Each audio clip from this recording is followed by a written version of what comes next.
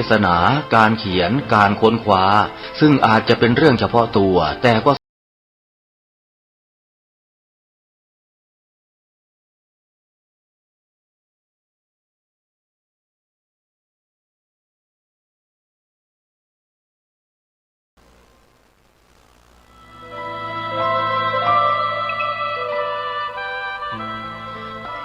งานเผยแผ่พระพุทธศาสนาของไทยเราในขณะนี้อยู่ในลักษณะตั้งรับมากกว่ารุกไปข้างหน้ายุคแห่งการแข่งขันยุคแห่งการกล่าวอ้างเสรีภาพผู้เข้มแข็งจะชนะ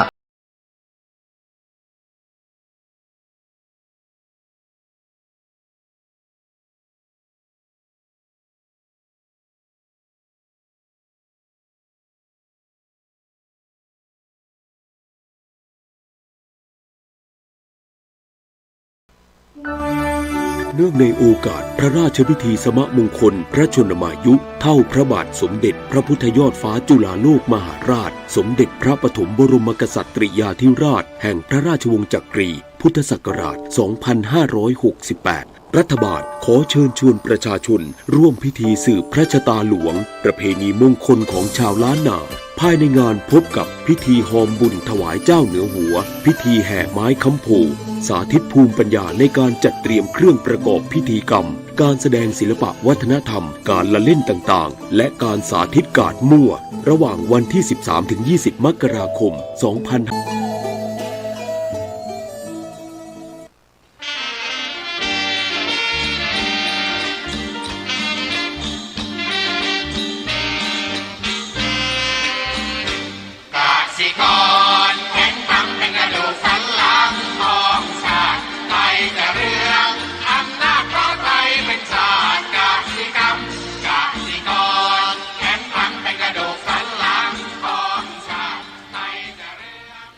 รายการต่อจากนี้ไป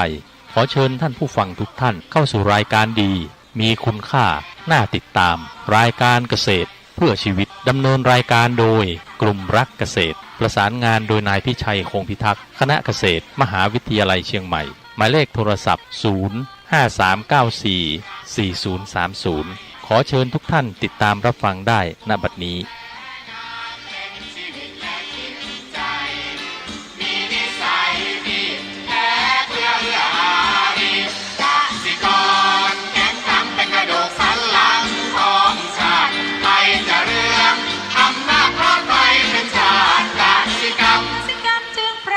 เป็นหลักมันอาชีพสำคัญผู้ไทยที่ไรสีใครจะเก็บใครจะแข็งแรงทวีสวัสดีครับท่านผู้ฟังพบกับรายการเกษตรเพื่อชีวิตสำหรับวันนี้เสนอเรื่องจุดจบและจุดเริ่มต้นของธุรกิจก่อนเข้าสู่รายการก็มีธรรมะมาฝากท่านผู้ฟังหัวข้อจากหนังสือพจนานุกรมพุทธศาสตร์ฉบับประมวลศัพท์เรียบเรียงโดยเทพเวทีประยุทธ์โตมหาจุฬาลงกรณราชวิทยาลัยพิมพ์เผยแพร่ปี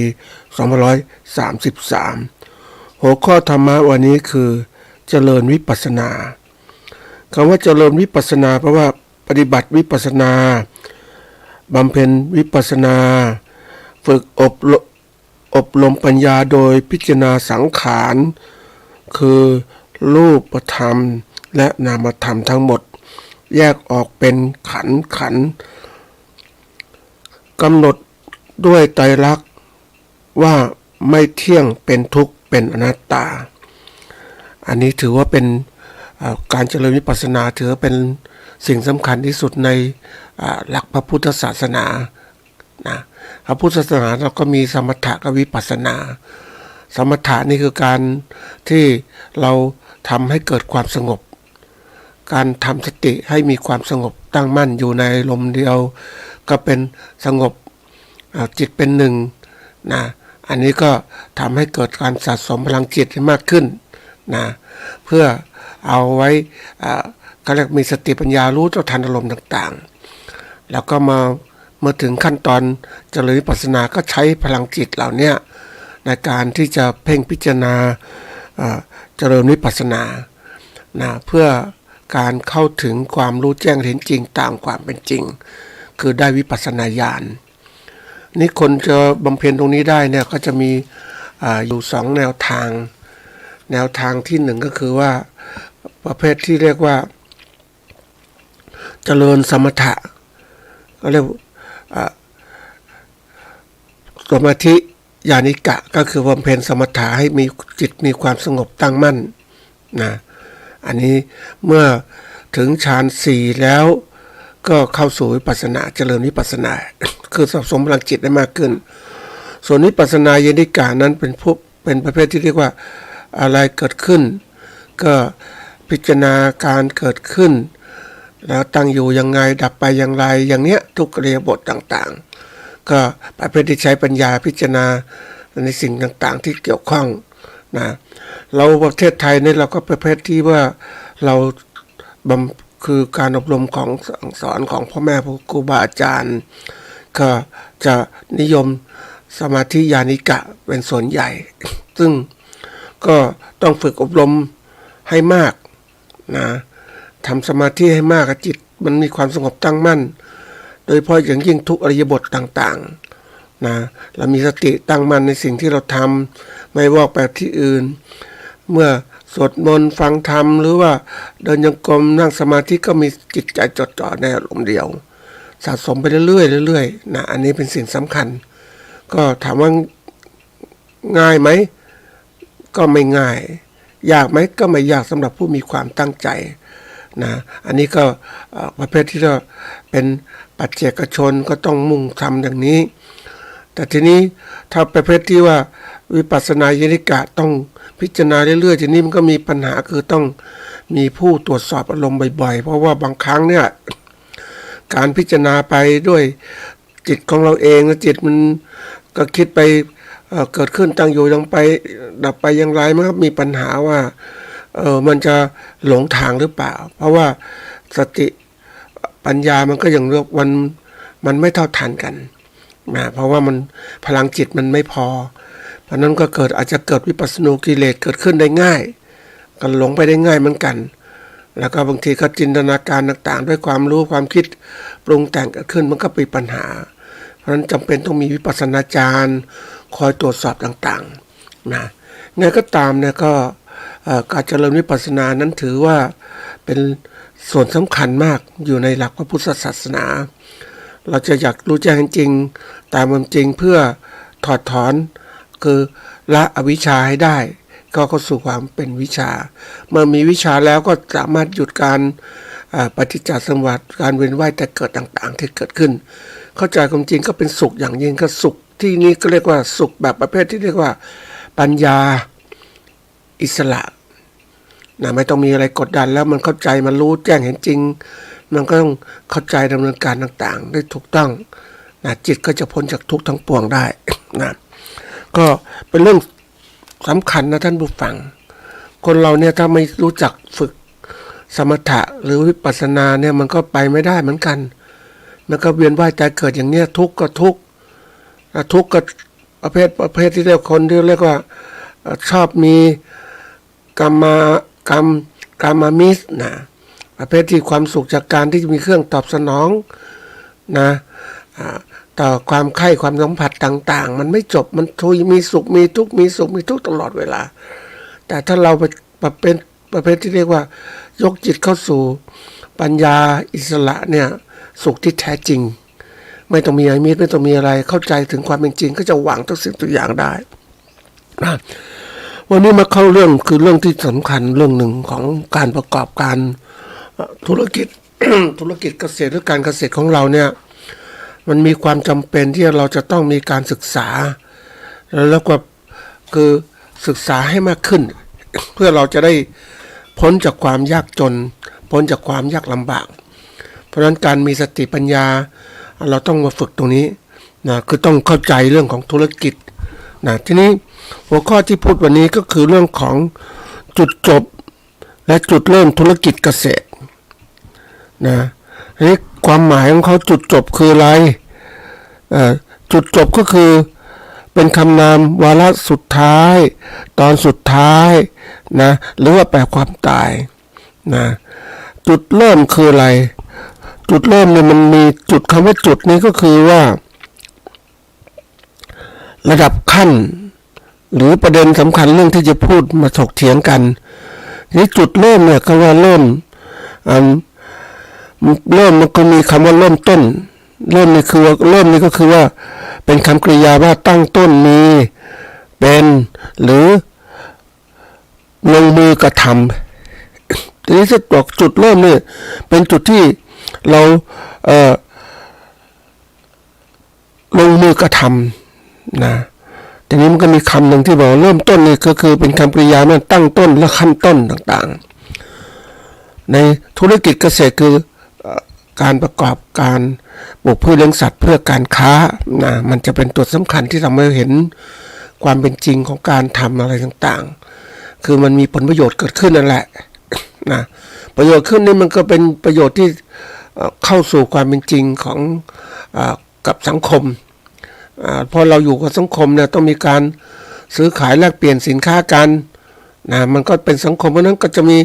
เมื่อเป็นอย่างนี้ก็ต้องไปทำธุรกิจเรียกว่าการค้าการขาย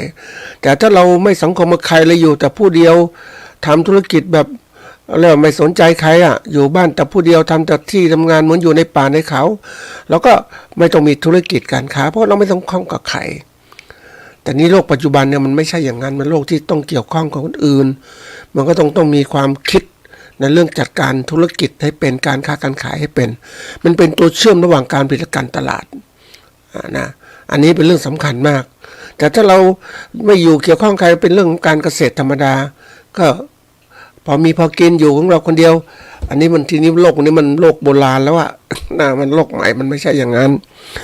ในความหมายของจุดจบจุดเริ่มธุรกิจเกษตรเนี่ยก็แปลความหมายก็คือว่า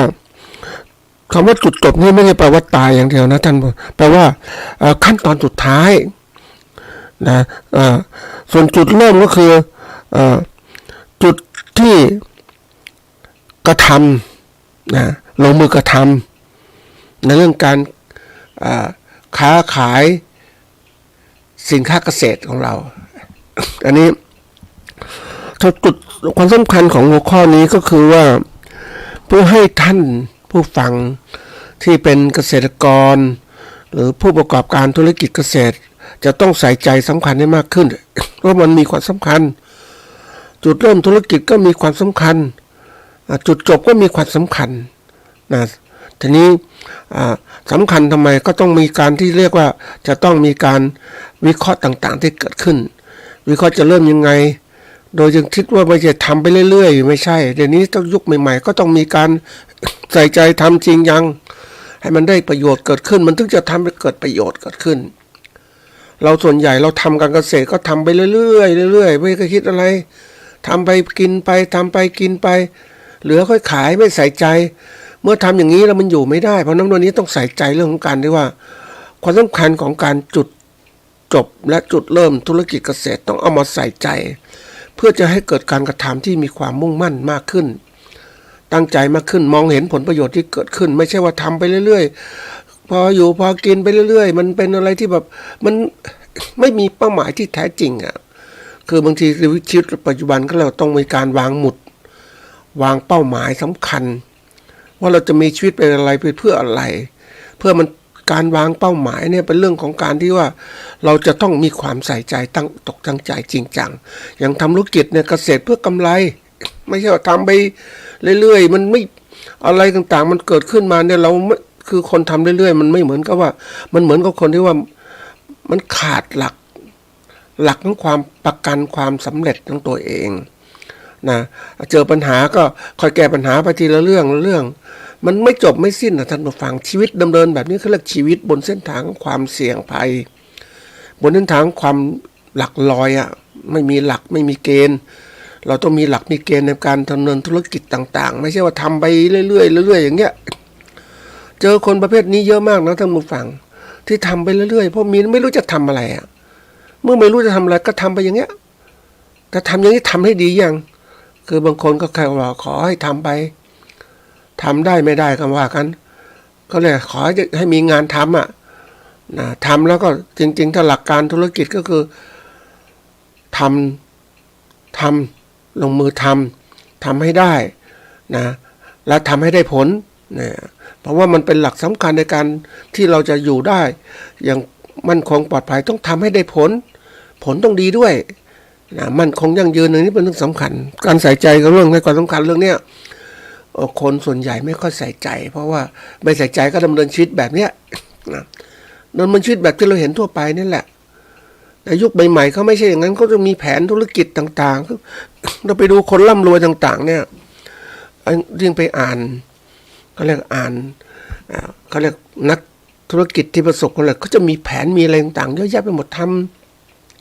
ตั้งเป้าหมายคือทำแล้วมันดีไหมคืออันนี้สำคัญนะท่านผู้ฟังทำแล้วที่ทำปัจจุบันมันดีไหมมันดีไม่มันดีก็ทำต่อถ้าไม่ดีก็เปลี่ยนแปลงแต่เราไม่มีการคิดว่าทำดีไม่ดีทำไปเรื่อยๆก็เลยกลายเป็นผู้ที่หลงไปในทิศทางที่ว่า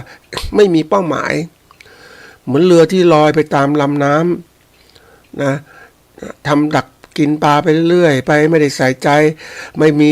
ทวนน้ำที่สุดของเรือเหล่านี้ก็ไหลไปลงทะเลนะลงทะเลก็ลึกเข้าไปแล้วจะจับปลาได้ตื้นๆเหมือนเดิมไม่ได้แล้วเพราะอะไรก็คือมันกระแสโลกมันพาไปท่านผู้ฟังชีวิตของคนถ้าปล่อยไปตามกระแสน้ำกระแสโลกพาไปมันเป็นชีวิตที่หลักลอยเรือต่างๆที่เขาอยู่ปัจจุบันก็ต้องมีเครื่องจักรเครื่องกลในการที่จะพาเรือทวนน้ำไปเพราะทวนน้ำจะมีต้นน้ำที่ตื้นๆมีปลาเยอะแยะปลาที่ดีๆไม่ใช่ปลาท้ายน้ำนึกถึงปลาท้ายน้ำนี่มันน่าคิดนะท่านผู้ฟังไปดูอย่างเขาเลี้ยงปลาเนี่ยเลี้ยงปลานิลเนาะที่เขากินปัจจุบันเนี่ยในปลาเลี้ยงปลาในกระชังในแม่น้ำต่างๆในแม่น้ำปิงหรือในที่ไหนก็แล้วแต่เนื้อมันไม่ดีท่านผู้ฟังเนื้อปลาเนี่ยมันไม่อร่อยแต่ถ้ากินปลาเขื่อนปลาที่มันอยู่ต้นน้ำเนี่ยโอ้มันเนื้อมันอร่อยมากเพราะว่ามันไม่ใช่สารอาหารที่เราให้มันกินจากธรรมชาติเพราะธรรมชาติก็มีคุณค่าอาหารสูงอยู่แล้วนะอันนี้สำคัญนะเราไม่ใช่ปล่อยชีวิตไปเรื่อยๆเพราะฉะนั้นวันนี้ก็มาพูดเรื่องนี้ให้ทุกท่านได้ความสำคัญเรื่องของการใส่ใจทีนี้ว่าเมื่อใส่ใจแล้วก็เราได้ใส่ใจกับความสำคัญของจุดเริ่มจุดจบจุดเริ่มเนี่ยก็จะเราจะได้หลักการในการทำธุรกิจละมากขึ้นนะเมื่อได้หลักการธุรกิจมากขึ้นเรานำหลักการนี้มาใช้นะหลักการนี้มาใช้ในการธุรกิจของเราธุรกิจของเราก็จะสำเร็จความสำเร็จไม่ว่าระยะสั้นระยะกลางระยะยาวเนี่ยเป็นสิ่งสำคัญที่สุดนะเราไม่ใช่ปล่อยไปเรื่อยๆที่มาของหัวข้อนี้ก็คิดถึงคือวันนี้ก็เป็นวันท้ายปีนะท้ายปีในการดำเนินธุรกิจแล้วจะเป็นใกล้กับพวกนี้ก็เป็นวันเริ่มต้นใหม่ทีนี้ในการทำคนทุกคนก็มักจะเพลินนะวันท้ายปีเก่าต้อนรับปีใหม่ก็สนุกสนานเพลิดเพลินแต่นักธุรกิจเขาไม่ใช่เขาเอาเวลาจุดอย่างเนี้ยมาเป็นการวิเคราะห์ผลการประกอบการธุรกิจนะนักธุรกิจที่เขาเก่งๆเขามีผลการประกอบดำเนินการไตรมาสที่1 3 เดือนแรกก็วิเคราะห์ผลนะ3 เดือนวิเคราะห์ผล3 เดือนเขาใช้เวลาเหล่านี้ในการวิเคราะห์ผลว่าดำเนินการเป็นยังไงบ้างจะได้มีการปรับตัววิเคราะห์ไวก็ปรับตัวได้ไววิเคราะห์ช้าก็ปรับตัวได้ช้ามันไม่ทันเดี๋ยวนี้โลกปัจจุบันมันไวมาก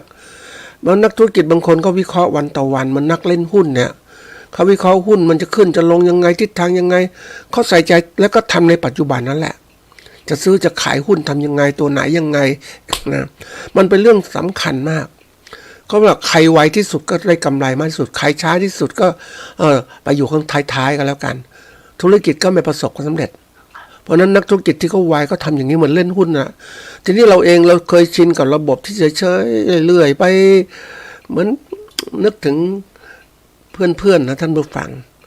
ที่ใช้ชีวิตแบบธรรมดาตอนเรียนก็ไม่ใส่ใจเรียนนะเรียนไปเอาอยู่ออกไปทำอย่างอื่นดีกว่าเรียนไปก็ไม่ไหวมันคือมันทุกข์ไม่เก่งไปทำอย่างอื่นสบายๆคือคนเราไม่มีการต่อสู้มันก็เลยกลายว่าไม่เก่งกับพรรคพวกที่เป็นอย่างนี้ก็ยังที่บอกว่าอยู่ชีวิตอย่างยากลำบาก แต่ถ้าเราตั้งอกตั้งใจเรียนให้มันดีๆนะเป้าหมายชีวิตของเราต้องมีความรู้มีความสามารถที่มากขึ้นเพื่อเราจะขยับตัวเองให้อยู่ในฐานะความมั่นคงและปลอดภัยในชีวิตของเรานี่คือตัวสำคัญนี่คนเราถ้าไม่รู้จักทำอย่างนี้มันก็เป็นปัญหานะเห็นพวกที่เป็นอย่างนี้ก็ที่เขาไม่ศึกษาเราเรียนก็ลำบากนะอยู่ไปเหมือนคนระดับล่างๆนะท่านผู้ฟังอันนี้ไม่จะมาแบ่งชนชั้นนะท่านผู้ฟัง มาพูดถึงความจริงว่าคนระดับล่างๆเนี่ยเขาก็หาวันกินวันหาเช้ากินค่ำประเภทอย่างนั้นนะคือความมั่นคงปลอดภัยชีวิตก็ไม่มีมันเป็นเรื่องสำคัญที่เราต้องคิดวันนี้เราเห็นหลายคนว่าถึงหลายคนที่เขาประกอบอาชีพแล้วก็ไม่ประสบผลสำเร็จเพราะนั้นวันนี้ก็ได้เงินอะไรเบี้ยไม่ใช่รู้แล้วคือเงินที่ช่วยเหลือผู้สูงวัยนะประเภทที่ว่า60ก็ได้600เนี่ย70ก็ได้700 80ก็ได้800รัฐบาลช่วยอย่างนั้นบางคนก็คอยอย่างนี้นะทุกๆเดือนก็คอยอย่างนี้แต่ถามว่ามันเป็นเรื่องที่ว่าชีวิตบนเส้นทางของการรอคอยนะรอคอยอย่างมันคือถ้าเรารอคอยเงินสักเดือนละหมื่นอย่างเงี้ยนะกับรอคอยเดือนละ700-800อย่างเงี้ยมันแตกต่างกันนะมันเหมือนกับเรามีพลังเพราะนั้นวันนี้ที่บอกว่าในการเมืองธุรกิจต่างๆเนี่ยเราต้องพยายามใส่ใจนะที่ว่าโลกอย่างที่บอกว่าคือโลกเนี่ยโลกนี้เป็นโลกที่ว่าเราไม่ใช่คิดว่าโลกธรรมดาโลกคือหมู่สัตว์นะที่ถูกชรานำไปไม่ยั่งยืนถ้าพิจารณาทางธรรมเนาะไม่เป็นใหญ่เฉพาะตนอย่างเงี้ยทีนี้โลกเนี่ยเป็นหมู่สัตว์ที่อยู่ด้วยกันเยอะแยะไปหมดหมู่คนนี่แหละก็คนเก่งก็ได้โอกาสก็ขยันนั่นแข็งก็ไขว่คว้าขึ้นมาอยู่แนวหน้า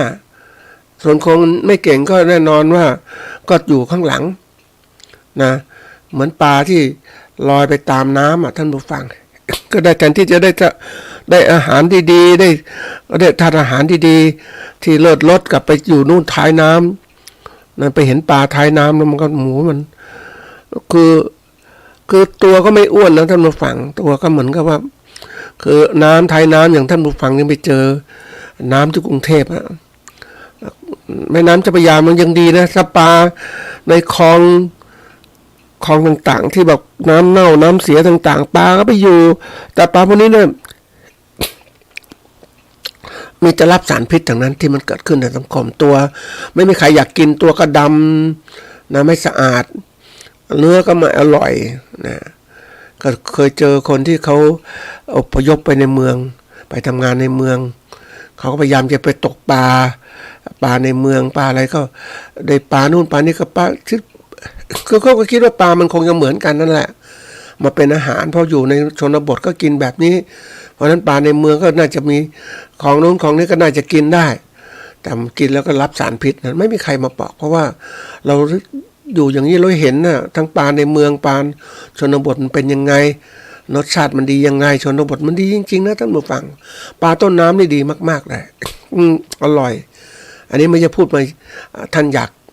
นะให้ท่านกินอาหารอย่างนี้แต่ว่าเปรียบเทียบให้ท่านผู้ฟังฟังว่าเราจะมีชีวิตแบบอยู่อย่างมีความสุขอย่างสบายในวัยแก่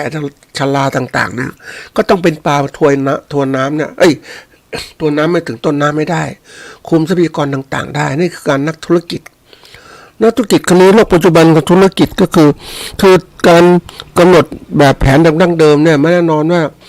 เราไม่มีคู่แข่งนะสมัยก่อนทรัพยากรธรรมชาติมีมากมายจะกินจะใช้อะไรสบายยอมรับว่าสบายจริงๆนะท่านผู้ฟังเห็นโลกเก่าๆแล้วมันก็โลกหลาย10 ปีที่ผ่านมาเนี่ยมันสบายไม่ต้องมีการแข่งขันอย่างกรุงเทพมหานครเนี่ยประชากรประมาณไม่กี่ล้านท่านผู้ฟังมันที่ต่างๆมันเหมือนชนบทจริงๆไปไหนเดินเอาหรือว่าขี่จักรยานเอาหรือรถเมล์ที่เก่าๆก็เพราะอย่างนั้นโอ้รถเมล์ไปมาอย่างนี้คือมันเป็นชีวิตที่แบบโอ้ไม่มีการแข่งขันกันมากมายนะมันเดี๋ยวนี้มันไม่ใช่แล้วนะมันแข่งขันกันมากนะการเดินทางของกรุงเทพก็มากมายแข่งขันแย่งชิงทรัพยากรใครทำงานมากก็ได้เงินมากใครทำงานน้อยก็ได้เงินน้อยในชีวิตของชนบทก็เปลี่ยนไปหมดทุกที่ทุกทางเพราะนั้น เรามองหลักความเป็นจริงของโลกธุรกิจเนี่ยโลกปัจจุบันเปลี่ยนไปแล้ว ก็จะมามองว่าบางคนบอกหลักธุรกิจแบบนี้นะคือให้ดำรงชีวิตแบบดั้งเดิมทำแบบเดิมๆก็ใช่ประเภทนี้แต่มันอยู่ได้ในชนบทในป่าในเขาแต่นี้ป่าเขาก็ไปเจอนะท่านผู้ฟังโอ้โหไม่ใช่นะคือที่ดินบางทีที่ดินสปก.ต่างๆเนี่ยก็หวังให้เกษตรกรทำมาหากินแต่นี้กลายเป็นที่ดินในทุนไปหมดแล้วพอไปสร้างรีสอร์ทไปดูนั่งโอ้โหนี่มันไม่ใช่ธรรมดานะคนมีเงินก็มาครอบครองหมดแล้วเพราะนั้นบางทีจะไปป่าที่ไหนป่ามาเหลือไม่30%แล้วนะต่อไปมันก็หมดนะเพราะฉะนั้นวันนี้ต้องมาปรับเข้าสู่หลักความจริงว่าเราจะนำคิดแบบนั้นไม่ได้เราต้องเปลี่ยนให้เร็วที่สุดเข้าสอดคล้องความเป็นจริงของโลกมันเปลี่ยนยังไงบ้างเหมือนเราคนอื่นใช้เราไม่มีโทรศัพท์นะโอ้ไม่ติดต่อนู่นติดต่อนี้โลกก็ไม่ทันสมัยแต่นี้เรามีสมาร์ทโฟนติดต่อโอ้มันเห็นโลกต่างๆมันเปลี่ยนแปลงมันเห็นเรามองในเวลาเราดูธุรกิจเราต้องดูไปที่โลกเขาเปลี่ยนไปยังไงบ้างเราจะเป็นแนวหน้าของโลกไม่หรือเป็นแนวกลางหรือเป็นแนวหลังของการเปลี่ยนแปลงทุกคนก็อยากเป็นแนวหน้ามันการแข่งขันกันอย่างนี้เพราะนั้นเรามาดูธุรกิจของเราถ้าเรามองแบบเรื่อยๆอันนี้ที่พยายามยกเรื่องของธุรกิจมาพูดก็เพราะว่าอยากให้ท่านเกษตรกรหรือท่านผู้ประกอบการได้มองโลกของความเป็นจริงทุกอย่างเป็นธุรกิจไปหมดแล้วคือทำแล้วต้องเป็นการค้าต้องมีกำไรทำไม่มีผลตอบแทนเกิดขึ้นนะตอบแทนนี่ไม่ใช่ว่าเราทำอย่างนี้สมมติเรากินข้าวเราก็อิ่มใช่ไหมโอ้มันได้ผลตอบแทนประโยชน์เกิดขึ้นคือประโยชน์นี้เป็นประโยชน์ที่เกิดขึ้นจากการกระทำเฉพาะของเราที่เกี่ยวกับตัวบุคคลเองกินเองก็อิ่มนั่นแหละแต่เดี๋ยวนี้มันโลกมันเป็นสังคมเราจะกินอาหารอยากจะกินน่ะแต่คนอื่นมาแย่งเราไปแล้วอ่ะเราจะกินได้เต็มอิ่มไหมล่ะไม่เต็มอิ่มเพราะนั้นเนี่ยมันเป็นเรื่องความเกี่ยวข้องกันการเกี่ยวข้องสังคมมันถือว่าเป็นธุรกิจในการซื้อขายและเปลี่ยนก็เกิดขึ้นเราทำอย่างนี้เพื่อให้เราได้คือที่พูดอย่างนี้เพื่อให้ท่านได้กระตือรือร้นเปลี่ยนแนวความคิดว่าอยู่เรื่อยๆไปไม่ได้เพราะนั้นเราจะมาดูว่ามันจะเป็นยังไงทีนี้วิธีการที่บอกถึงเวลาที่เป็นจุดจบเนี่ยคือจุดที่เขาเป็นวาระของปีเนี่ยนะท่านผู้ฟังนะเรามาดูว่าเอาช่วงปีสุดเนี่ยปกติท่านนักธุรกิจเขา3 เดือนครั้งนะวิเคราะห์ก็เรียกว่าการที่ทำไปแล้วเนี่ยวิเคราะห์ผลการดำเนินงานธุรกิจที่ผ่านมาเนี่ยมันเป็นยังไงนักธุรกิจเขาวิเคราะห์เป็นรายวันนะที่เก่งๆทางรัฐบาลก็4 เดือนครั้งไตรมาสที่1ไตรมาสที่23 เดือนครั้งไตรมาสที่4 เดือนละ3 เดือนครั้งเพื่อจะปรับว่าดูทำแล้วได้ผลยังไงบ้างที่เราทำเนี่ยนโยบายใหม่ๆมาทำแล้วได้ผลมันเป็นยังไงจะได้ปรับเปลี่ยนให้มันทันขึ้นทำไม่ได้ผลก็เปลี่ยนใหม่คือการทำอย่างนี้มันต้องปรับตัวท่านผู้ฟังจะมายืนแบบไม่มีแผนไม่มีอะไรมันไม่ได้แล้วเดี๋ยวนี้มันโยกเนี่ยเพราะทุกอย่างเนี่ยมันลงทุนหมดนะท่านผู้ฟังยิ่งคนก็บอกว่าเราจะมาคิดเรื่อยๆเฉยๆไม่ได้แล้วเพราะอะไรอย่างกรณีของเราเนี่ยเรามีเงินเราออมเก็บเงินออมไว้แต่ถามว่าเงินออมเนี่ยมันค่ามันเสื่อมลงทุกวันเขาจึงเอาเงินเหล่านี้แทนที่จะออมก็ไปลงทุนทำธุรกิจมันค่าเงินมันลดลงนะท่านผู้ฟังเงินเฟ้อก็มาขึ้นเราซื้อของมันแพงขึ้นทุกวันเราก่อนเรามีรายได้สมมติวันละ1,000อย่างเนี้ยเรากิน300ก็อิ่มแล้วสมมตินะแต่เดี๋ยวนี้มัน300ไม่อิ่มเราต้องกิน400หรือ500เพราะอะไรข้าวของมันแพงนี่คือการที่เราต้องประเมินแล้วเพราะเราต้องรู้จักถ้าคนวัยๆเนี่ยจะมีการวิเคราะห์ที่รวดเร็วเราวิเคราะห์รวดเร็วยังไงต้องพยายามดูทีนี้ของเราเนี่ยตอนนี้มันเป็นวันสิ้นปีนะก็อยากให้ทุกคนได้ลองวิเคราะห์ธุรกิจวิเคราะห์ผลการดำเนินธุรกิจการเกษตรในยุคปัจจุบันเราณเวลาเนี้ยเราทำอะไรที่ผ่านมาบ้างนะที่ทำที่ผ่านมาเนี่ยมันดีขึ้นไหมมันเกี่ยวข้องเพื่อเราจะเอาหลักการเหล่านี้มาเปลี่ยนแปลงในปีหน้าเนี่ยปี68นี่ต้องทำยังไง เพราะถ้าเรามันไม่มีข้อไม่มีหลักวิเคราะห์มันก็ไม่เห็นนะสิแต่เราวิเคราะห์ดูว่าทำแล้วมันได้ผลไหมประเด็นแรกๆที่เราต้องพิจารณาคือวิเคราะห์ด้านการเงินนะเราวิเคราะห์การเงินคือต้นทุนและรายได้เป็นยังไงลงทุนไปแล้วรายได้มันเท่านี้นะแล้วผลผลิตทั้งหมดเนี่ยเป็นไงบ้างต้นทุนด้านธุรกิจด้านวัตถุดิบในการผลิตเมล็ดพันธุ์พืชเมล็ดพันธุ์พันธุ์สัตว์ค่าปุ๋ยค่าแรงงานเปรียบเทียบกับรายได้ที่เราขายสินค้าเกษตรเป็นยังไงอันนี้สำคัญนะท่านผู้ฟังมันรวมต้นทุนแล้วก็รายได้ที่ลงทุนลงไปแล้วรายได้เป็นยังไงขายสินค้าเกษตรดีไม่ดีเดี๋ยวนี้โอ้พ่อค้าเขากดราคาแล้วเดี๋ยวนี้คนก็จะเขาเรียกว่านิยมสินค้าเกษตรข้างนอกมาแล้วแทนที่จะกินสินค้าเกษตรที่ของเรานะมันก็เป็นเรื่องน่ากลัวเหมือนกันนะท่านผู้ฟังอย่างเนี้ยมันเป็นเขาเรียกอะไรเกษตรผู้บริโภคก็แทนที่จะกินข้าวมากขึ้นนะสมมตินะเดี๋ยวนี้ก็กินข้าวกินข้าวมากๆนะท่านผู้ฟังก็เกิดไตกินสลายอีกคนก็กลัวอีกเพราะนั้นเดี๋ยวนี้กินข้าวก็น้อยมากนี่ต้องคิดแหละเขาจะกินพวกพืชใยผักนู่นนี่ไปกินพวกสลัดกินผักต่างๆมากขึ้นเขากลัวโรคตัวนี้เพราะกินข้าวมันคือสมัยก่อนเขากินข้าวเขาใช้ก็ทำงานนะคนทำงานเยอะเพราะฉะนั้นกินข้าวก็ได้พลังงานใช่ไหมออกกำลังกายเดินทำงานต่างๆมันก็ไม่เป็นปัญหาเหมือนแรงงานเกษตรกรแรงงานของผู้ใช้แรงงานต่างๆเนี่ยกินมากไม่เป็นไรแต่นี่คนไม่ได้ทำงานอย่างนั้นมันก็เลยต้องลดข้าวลงมาเกือบครึ่งเท่าครึ่งหนึ่งของที่กินทั้งหมดเพราะนั้นถ้ากินมากมันก็มีปัญหาแหละนี่คือตัวอย่างเราก็ต้องดูแนวโน้มการตลาดเป็นไงเสร็จแล้วมาดูว่าเนี่ยต้นทุนรายได้แล้วเป็นไงผลกำไรและขาดทุนยังไงบ้างอันนี้สำคัญนะผลกำไรขาดทุนมันเป็นสิ่งสำคัญที่เราต้องหัดคิดอ่ะเดี๋ยวนี้ก็มีวิชาหนึ่งท่านผู้ฟังวิชาเรื่องของการคลังในชีวิตประจำวันเดี๋ยวนี้หลักสูตรมหาวิทยาลัยอะไรที่ก็เรียนวิชานี้สำคัญนะแล้วก็มีเขาเรียกว่าวิชา101เนี่ยนะเดี๋ยวนี้ไปดูเรื่องการเงินในเบื้องต้นเศรษฐศาสตร์เบื้องต้นเขาเรียกเป็นพวกหลักสูตรเบื้องต้นเนี่ยมันสอนเรานะการเงินในชีวิตประจำวันมันจะสอนเรื่องการลงทุนการทำนู่นนี่รายได้รายจ่ายแล้วรับรายจ่ายเป็นยังไงที่เรา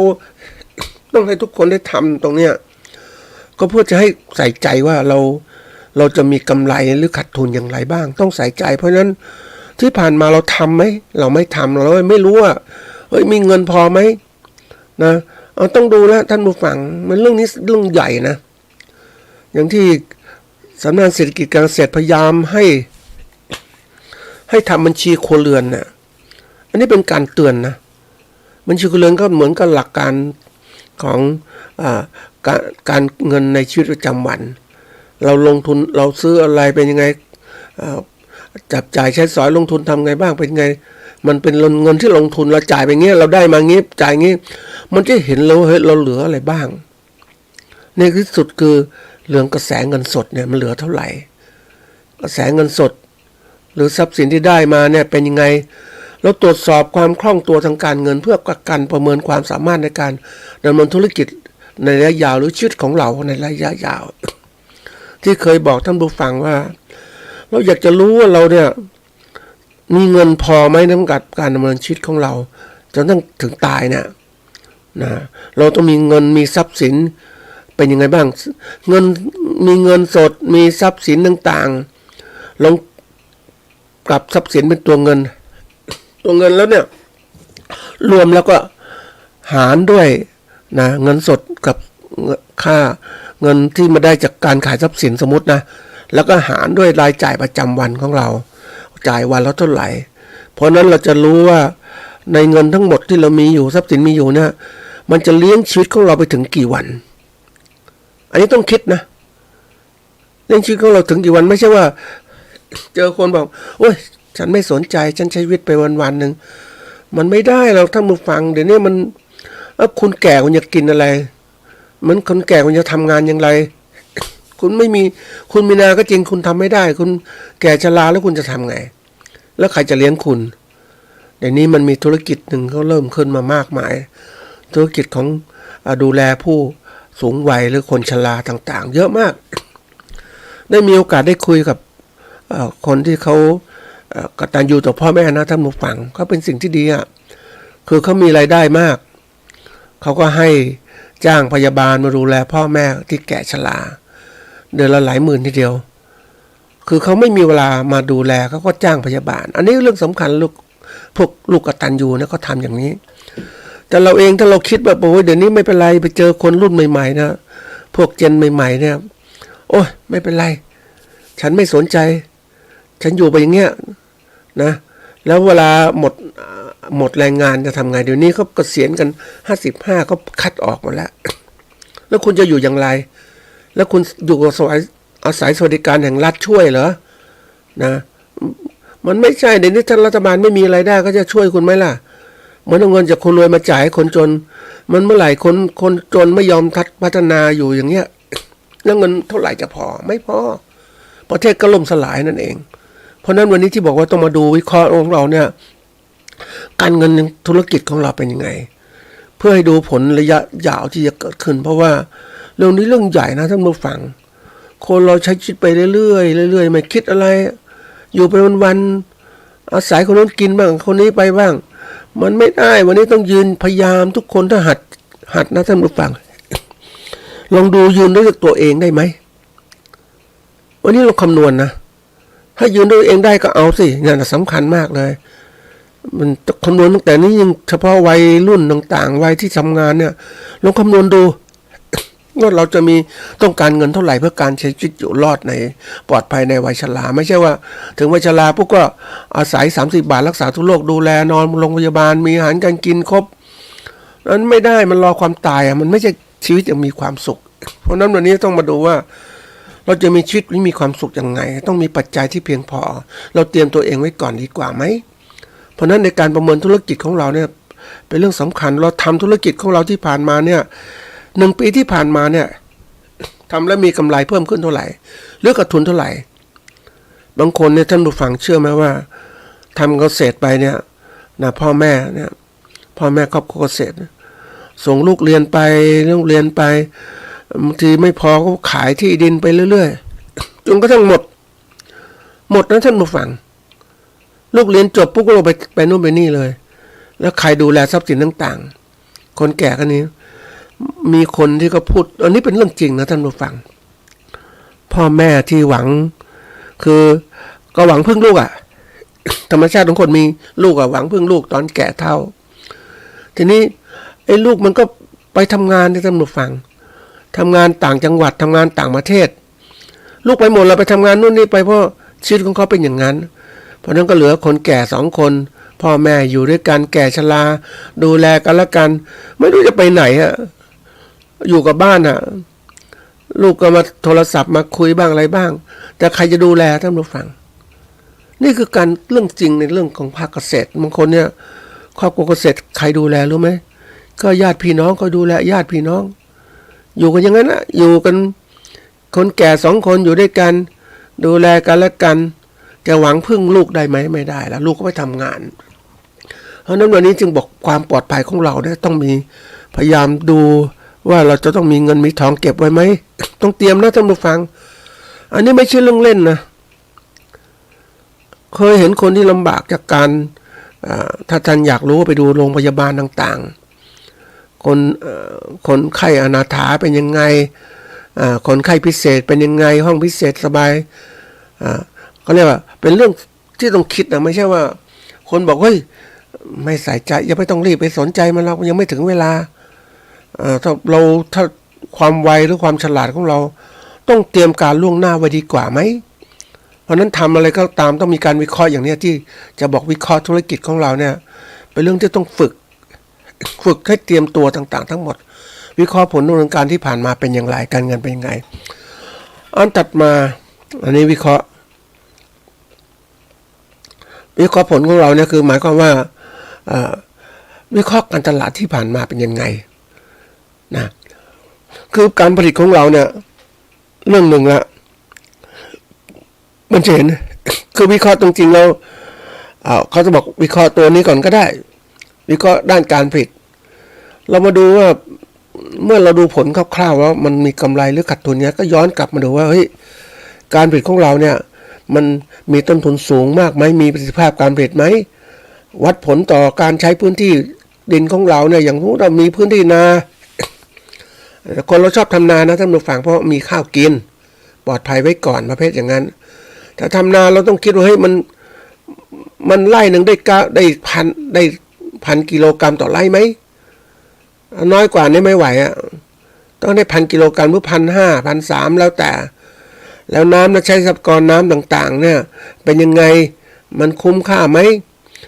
แล้วก็คุณภาพผลิตภัณฑ์ที่เกิดขึ้นมาเนี่ยมันตรงตามมาตรฐานไหมอย่างเมื่อข้าวอย่างเงี้ยเราผลิตมาเนี่ยหมายอยากได้มากๆแต่มันข้าวอ่อนไม่แก่ข้าวอ่อนไม่แก่เนี่ยมันยังไม่สะสมเต็มที่เพราะว่าแป้งยังไม่แข็งตัวนะแป้งในเล็ดข้าวเนี่ยนะมันก็จะต้องให้มันแก่จริงๆแต่แก่จริงๆก็กลายเป็นว่าเวลาเก็บเกี่ยวต่างๆมันก็อะไรมันเก็บเกี่ยวไว้ครบอ่ะเพราะว่าอะไรก็คือมันเมล็ดมันก็ร่วงนะติดกับดินเยอะแยะไปหมดมันอันนี้เรื่องใหญ่นะท่านผู้ฟังการที่เขาจะปล่อยให้เมล็ดข้าวที่เกิดขึ้นมาแล้วตกหล่นอยู่พื้นนามันไม่คุ้มเพราะนั้นวิธีการก็จะไวคือรีบเก็บเกี่ยวเลยเก็บเกี่ยวปุ๊บมันก็กลายเป็นข้าวอ่อนนะมันจะไม่สะสมแป้งเพราะนั้นจำเป็นจริงๆจะต้องมาอบใหม่ให้มันแห้งแต่เวลาไปสีก็จะเม็ดก็จะกลายเป็นเมล็ดข้าวสารเนี่ยเม็ดข้าวสารก็จะกลายเป็น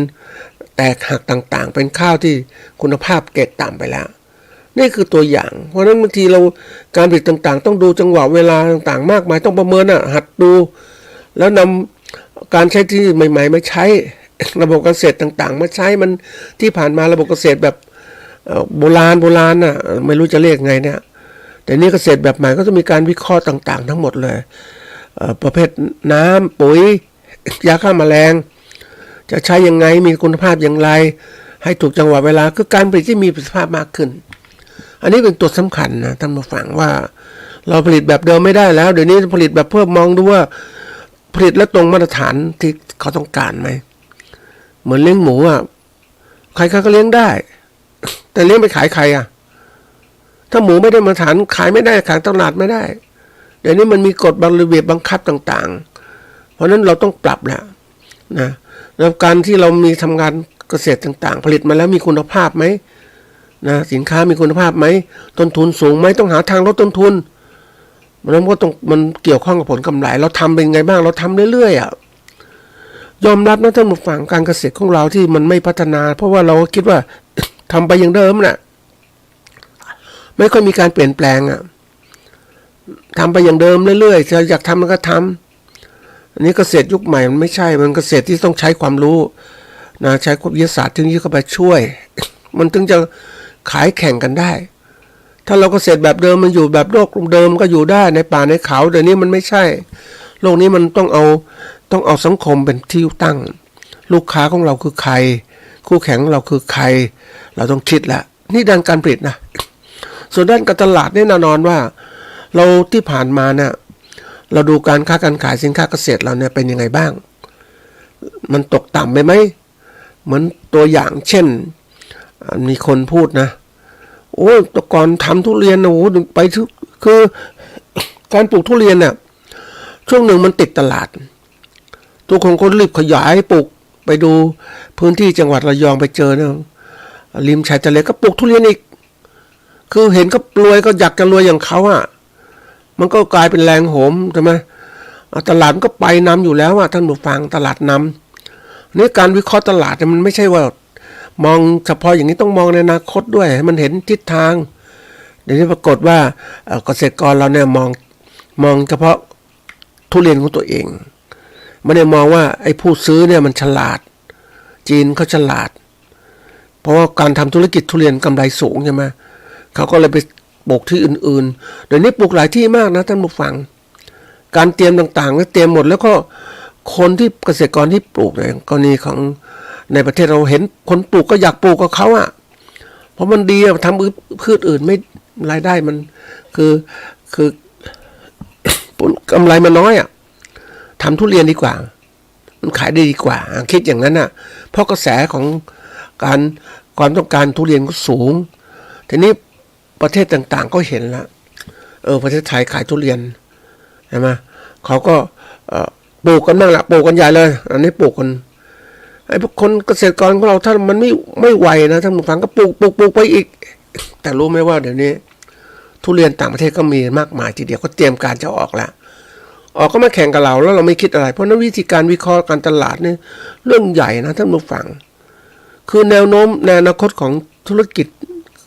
การเกษตรของเราเนี่ยมันจะมีแนวโน้มเป็นยังไงบ้างต้องวิเคราะห์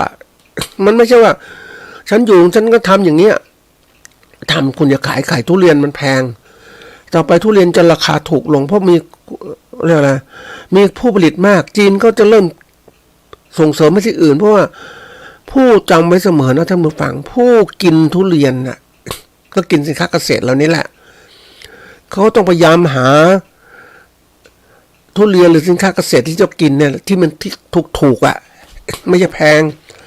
เขาก็ไปหาใหม่ๆเขาก็ทำใหม่ๆเกิดขึ้นเพราะนั้นมันเปลี่ยนแปลงตลอดเวลาเรื่องธุรกิจแนวโน้มอนาคตของการสินค้าเกษตรเราต้องไวนี่เพราะนั้นมันไม่ใช่ว่าเราจะปลูกเหมือนปลูกข้าวเงี้ยทั้งผู้ฟังเอาให้กินติเหลือขายมันก็เลยไม่ข้าวก็เป็นอย่างเงี้ยคนผลิตกันมากๆราคาอย่างเงี้ยแล้วเกษตรกรก็อย่างเงี้ยมันก็เลยกลายเป็นว่าเดี๋ยวนี้ข้าวเนี่ยไม่ไหวนะท่านผู้ฟังก็ความขาดทุนเกิดขึ้นรัฐบาลก็มาชดเชยรัฐบาลก็ฉลาดนะมาชดเชยได้ละพันถามว่าชดเชยให้เกษตรกรปลูกต่อแล้วก็ปีหน้าก็จัดการแก้ไขปัญหาอีกแล้วเมื่อไหร่เกษตรกรจะรวยเพราะมันเป็นความเสี่ยงในเรื่องผลผลิตที่ผลิตมามากเนี่ยราคาก็ตกต่ำอยู่แล้วนะอันนี้สำคัญมากอันถัดมาเรื่องการตลาดก็คือเรื่องของการแข่งขันกันยิ่งสินค้าเกษตรมันมีผู้ผลิตมากๆเนี่ยมันแข่งกันมากเนี่ยราคาก็ย่อมตกต่ำอยู่แล้วนะมันจีนเอาตัวง่ายๆนะท่านผู้ฟังจีนก็ผลิตทุเรียนเวียดนามผลิตทุเรียนมากขึ้นนะพม่าไป3 เดือนก็ผลิตทุเรียนอีกมันก็แย่งกันนะท่านผู้ฟังคู่แข่งใครดีใครอยู่อะแล้วต้นทุนเราถูกไหมล่ะเดี๋ยวนี้ค่าแรงก็แพงขึ้นเพราะนั้นก็สู้กันนั่นแหละท่านผู้ฟังมันอยู่สภาพของการแข่งขันนะไม่ใช่ว่าเราผลิตมาแล้วไม่มีคู่แข่งมีตลอดเวลาเดี๋ยวนี้เขาบอกว่าอะไรพืชผักบางอย่างนะก็นำเข้าจากจีนเข้ามาอยู่ประเทศไทยอย่างเนี้ยมันแข่งกันเราเนี่ยทำยังไง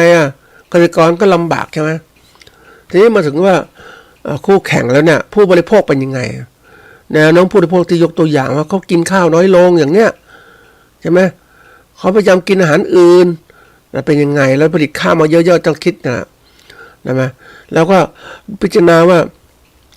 ช่องทางจำหน่ายเราเป็นยังไงบ้างต้องพัฒนาอะไรบ้างเดี๋ยวนี้การค้าการขายมันเร็วเราถ้าเกษตรกรค้าขายส่งให้กับพ่อค้าคนกลางก็กินตลอดเวลาเราอยู่ไม่ได้เรากำไรไม่พอเราไม่มีกำไรขาดทุนด้วยต่างหากเราก็ต้องหาตลาดค้าขายออนไลน์ออนไซต์ต่างๆนะเป็นเรื่องสำคัญมากเลยเรื่องของตลาดเนี่ยแนวโน้มเป็นเรื่องใหญ่นะเราไม่เคยทางเกษตรกรก็ท่านไม่ได้ใส่ใจตรงนี้มันก็เลยกลายว่าไอ้เรื่องใหญ่ๆก็ไม่คิดนะเรื่องใหญ่ไม่คิดแล้วมันไม่ทันแล้วไม่คิดปรับตัวมันก็เลยกลายเป็นว่าบอกตรงๆนะท่านผู้ฟังมันก็เหมือนกับว่าถ้าประเทศไม่พัฒนานะเกษตรกรไม่พัฒนานะก็กลายเป็นเขาเรียกมันจริงประเทศมันจะแบ่งนะท่านผู้ฟังคนระดับชนชั้นสูงชั้นกลางแล้วก็ผู้ใช้แรงงานนี่เกษตรกรเนี่ยจริงๆก็มีสูงกว่าผู้ใช้แรงงาน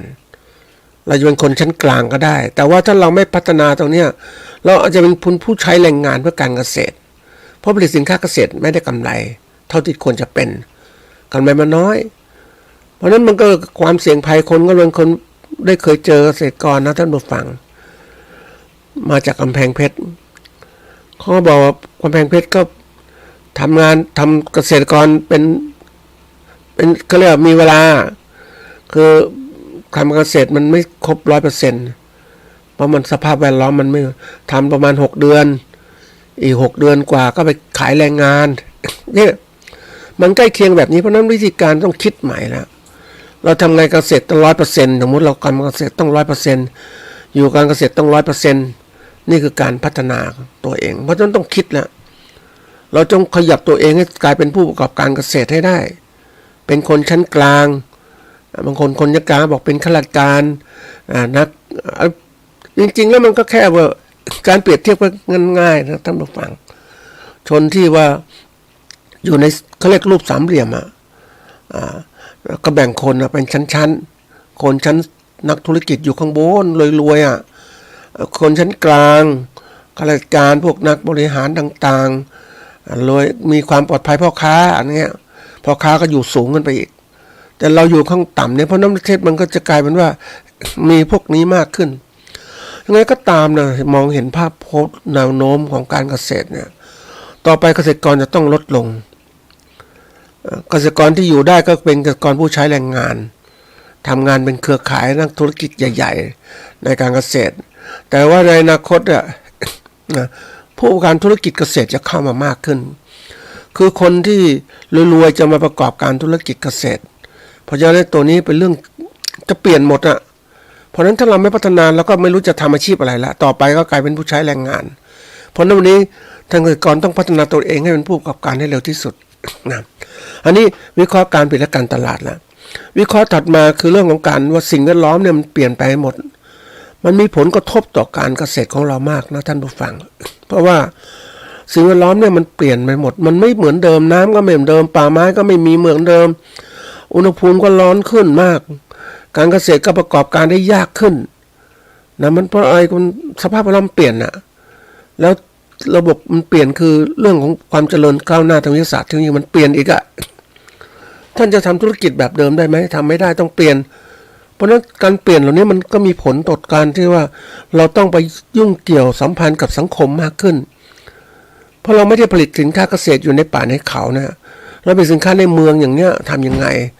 ต้นทุนการผลิตสินค้าเกษตรก็สูงขึ้นทุกวันจะทำยังไงและผลกระทบกระเทือนต่อชุมชนเราเป็นยังไงบ้างมันเป็นเรื่องใหญ่นะอย่างชุมชนเนี่ยที่เขาทำอุตสาหกรรมอย่างเนี้ยอุตสาหกรรมผลิตเครื่องไม้เครื่องมือเครื่องจักรต่างๆเนี่ยมันก็ปล่อยผลเสียน้ำเสียสู่ชุมชนแล้วเกษตรกรอยู่อย่างนี้ได้ยังไงเหมือนอยุธยาอย่างเนี้ยอุตสาหกรรมมีพื้นที่นิคมอุตสาหกรรมต่างๆแต่ว่ามันปล่อยน้ำเสียมาสู่ชุมชนการเกษตรก็อยู่ไม่ได้เพราะต้องใช้น้ำไม่ดีมันก็เสียแล้วใช่ไหมมันปลูกพืชไม่เหมือนเดิมเหมือนไปเจอชุมชนหนึ่งก็เรื่องของชุมชนอุตสาหกรรมที่ระยองเนี้ยนะมันของเสียก๊าซอย่างชุมชนก๊าซในโรงงานอุตสาหกรรมมันเผามันก็เกิดผลมลภาวะมันกระทบต่อการผลิตพืชนะแต่เกษตรกรไม่ก็พูดเพราะอะไรรู้ไหมไม่มีตัวชี้วัดมองคือเขาเห็นแล้วก็พูดไม่เก่งก็กลายเป็นว่าอุตสาหกรรมมันครอบคลุมหมดเพราะนั้นการเกษตรก็อยู่ไม่ได้เห็นไหมอันนี้คือผลกระทบต่อชุมชนต่างๆมากขึ้นแล้วก็ยิ่งปัจจุบันเนี่ยก็มีกฎระเบียบเรื่องของการสร้างมลภาวะต่างๆเกิดขึ้นนะเรื่องของการวิเคราะห์ความเสี่ยงต่างๆเกิดขึ้นความเสี่ยงจากธรรมชาติการเปลี่ยนแปลงสภาพภูมิอากาศต่างๆนะอันนี้มันเสี่ยงนะท่านผู้ฟังเป็นเรื่องใหญ่นะเพราะว่าวันนี้คือว่าเรื่องของสิ่งแวดล้อมต่างๆมันมีผลมากเลยนะอันนี้เราจะทำยังไงนะท่านผู้ฟังก็ฝากไว้แค่นี้ก่อนนะครับนะ